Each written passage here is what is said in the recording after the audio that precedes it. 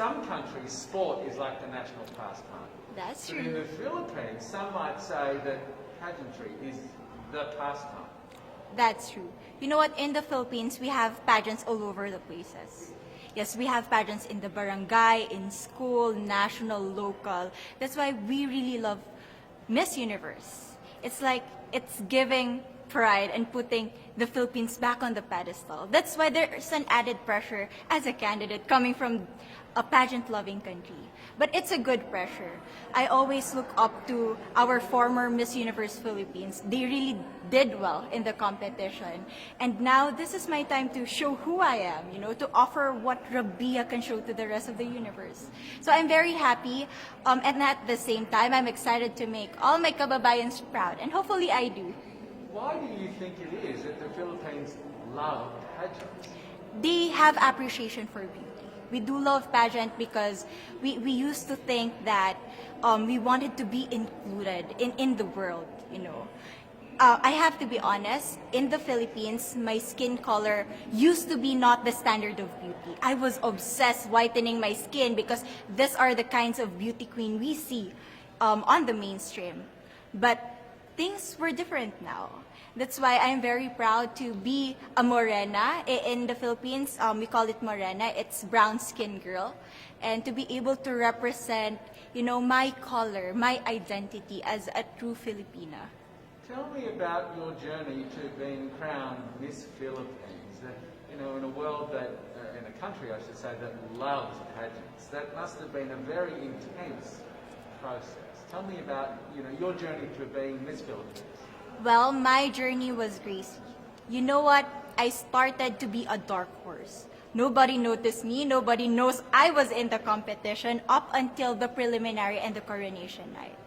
And when I won, I received different comments. Of course, there were people who didn't expect me to do well, who think that I cheated.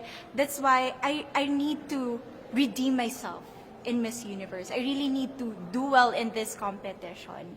And the thing is, I love pressure. I love criticism. I get better every day with that. You tell me I cannot do that, I turn to you and I'm going to say that, no, I can do it for myself. Good for you. So how does it feel then to be on the global stage? How do you feel to be here in this moment, right now? It's crazy, but I'm overwhelmed with the support, not just from the Filipino community, but also from Thailand, Latin countries who do appreciate me as a candidate, as a person.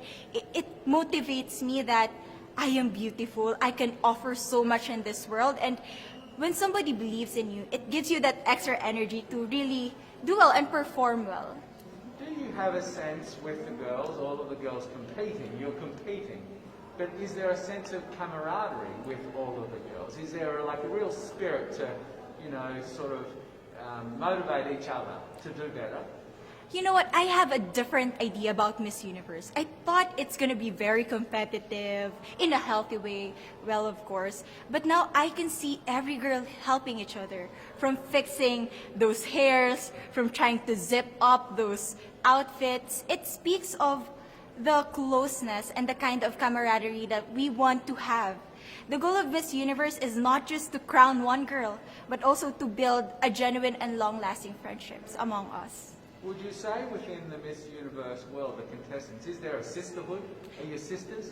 There is sisterhood. I can say I was able to talk to different representatives from different backgrounds, different cultures. And despite our differences, there's so much to be highlighted in what binds us together. And that is because we want to empower women. We want to have our advocacies. We want to speak for the things that we love. And that's a celebration of women and the beauty that we have. So coming out of this week, obviously you would love to be crowned Miss Universe. Of course. And that would be wonderful, of course, for any of you. But what else will you take out of this week? What do you think you'll feel at the end of this week, regardless of the result? How will you be a different person? It's the growth and the development that I was able to have during preparing for this training. I will be honest, there was a moment that I lost my identity. because I was put under pressure. I was in that position in which I feel like I'm not good enough. I'm not a good representative of my country, but I was able to bounce back stronger. And if I was able to do that for Miss Universe, I will be able to do that in life. That is my greatest takeaway from Miss Universe. Okay, so the Philippines have a huge amount of fans. Yes. I want you to give us a little bit of a message to the fans here and at home. But send a message. What would you say to all the fans in the Philippines?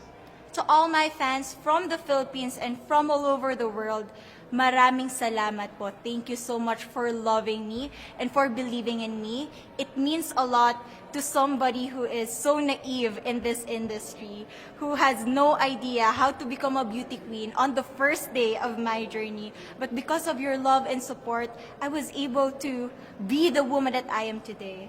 And regardless of the result, I may or I may not win the crown, but one thing is for sure, I'm gonna make you all proud.